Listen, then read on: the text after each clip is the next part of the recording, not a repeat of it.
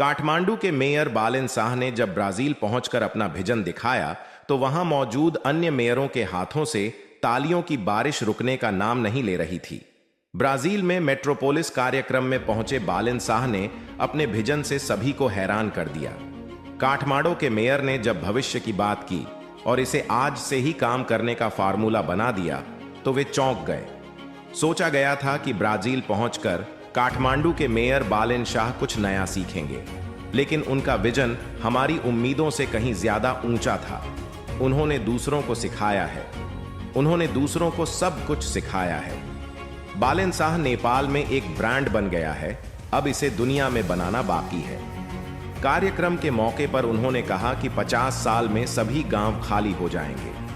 उन्होंने कहा कि सिर्फ शहर में ही विकास करना काफी नहीं है, गांव में भी विकास करना बहुत जरूरी है, नहीं तो अगले 50 साल में गांव खाली हो जाएंगे। बालेन शाह के दृष्टिकोण को वास्तव में स्वीकार किया जाना चाहिए। समारोह में उन्होंने कहा कि गांव के लोगों को गांव में बनाए रखने के लिए हमें सरकारी स्तर से लेकर ग्रामीण स्तर तक विकास करना होगा। शहरों और गांवों का समान रूप से विकास करना और वहां रोजगार की व्यवस्था करना जरूरी है। उन्होंने काठमांडू में एक रोजगार मेला खोला है, जहां अलग अलग जगहों से लोग हुनर सीखने आते हैं ताकि वे स्वरोजगार बन सकें। बालेन शाह का दूसरा काम पुरातत्व विभाग की सुरक्षा करना है। वर्तमान युवा पीढ़ी को नई इमारतें बनाने के लिए पुरानी ऐतिहासिक संरचनाओं को नष्ट करने की आदत है, लेकिन बालेन शाह इसके खिलाफ हैं। उन्होंने पुरातात्विक चीजों के संरक्षण के लिए एक अभियान चलाया है। उनके इस अभियान की सराहना भारत में भी हुई है।